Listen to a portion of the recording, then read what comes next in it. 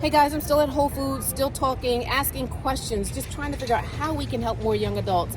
And a young lady, gorgeous grandma, just said something really powerful, and I wanted to share this with you. You were discussing about this young man having depression and committed suicide this past weekend.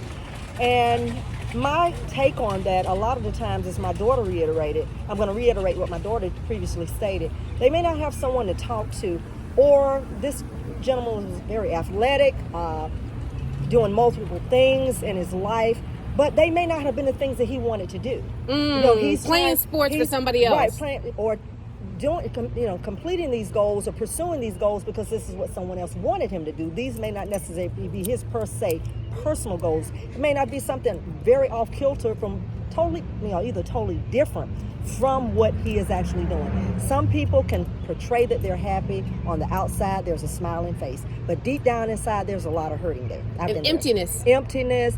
They're scared to go and talk to people, even if it's close family members or whatever, because they don't want to disappoint that parent, that grandparent, or aunts and uncles and things. They feel like if they tell them they don't want to do this particular thing, that they're letting someone else down. But in essence, they're letting themselves down by doing something else that someone else wants them to do. They have to do with what they desire.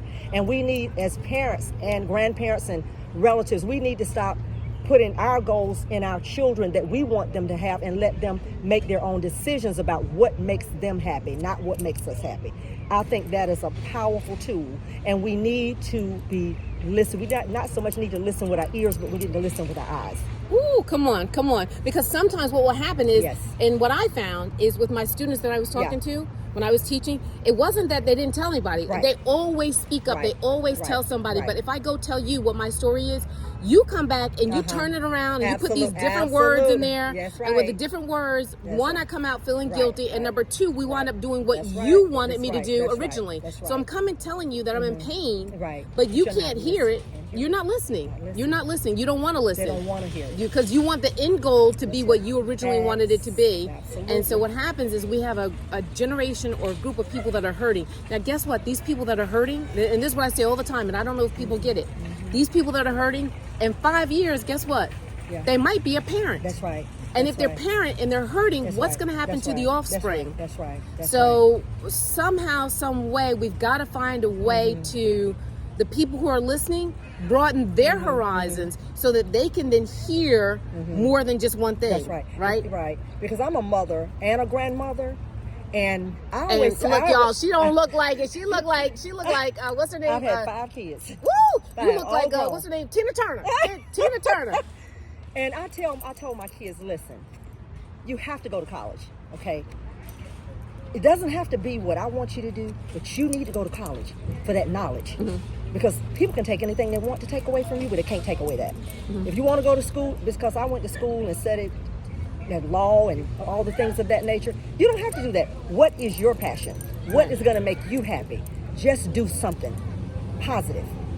Make a difference. So that when you get out here on your own, you're self-sufficient, but you also have to be self-sufficient in what you enjoy doing, not just going to say, I have a job. So a part of that is if I'm a parent, right, and I've only been exposed to teacher, lawyer, doctor, computers, etc., I might, not me, that's the other mothers, I might only gear you or steer you towards a career in those fields. So that's why I say, we're really pushing for kids to learn, but we've also got to push for teachers and adults to learn, because what happens is, as I said, these kids that I work with, they always, they tell me stuff. They tell me stuff. Like Amani was just telling me stuff, right? People tell me stuff, and I'm like, well, why aren't you telling anybody else? And they're like, Miss Jones, we do, but they don't listen. I went to one school, and it was a 8th grader who said to me, he said, Miss Jones, you're the only person I listen to. I said, you mean tell me all these teachers in the school, all guidance counselors, etc., none of them listen to you? He said, Miss Jones, I don't have anybody listen to me at school or at home. May I say something about that? Yes. This does not apply to you. And I hate to say this in a way, and I do not want to offend any educators. Sometimes, and I had a girlfriend tell me that, and I didn't realize this until she brought it to my attention as a teacher herself. And God rest her soul, she's dead and gone, but I will never forget this. She said, some people take the teaching jobs, not because they want to teach children. It's just a job to them. I tell anyone, don't go in a job unless you have a certainty that you want to make a difference in these kids' lives. You understand what I'm saying? Everybody don't have that gift to teach, and the kids can pick it up. If the kids pick it up that you're not interested in helping them to learn, They tune out. They tune out. So out. we need to. So we're doing those kids a disservice when we don't. If you're going in there for a paycheck, you're in the wrong job. Let me You say understand what I'm something. saying? And let me say something. And I don't want to cry. My film's about to run out. Yeah. I don't want to cry, Yeah. but my mom was a teacher in Newark, New Jersey, and she used to. That's okay. That's okay. She used to cry Yeah. because she would see teachers who were there just for the paycheck. Just for the paycheck. And so It's what not fair she for the did kids. was she felt the obligation to overcompensate for those teachers who were there that just Yeah. wanted a paycheck. Yeah. Yeah. So not only does it impact the kids, Yeah. not only does it impact the parents, That's right. not only does it impact the next generation, That's right. but guess what? It's impacting other Yes, teachers. That's They right. get burnt out. Because the other ones that are getting paid to do the job, that the ones that want to do the job, yeah, they're doing that. Put it this way, the ones that's working overtime, they're doing the work that the ones that don't want to do it are doing.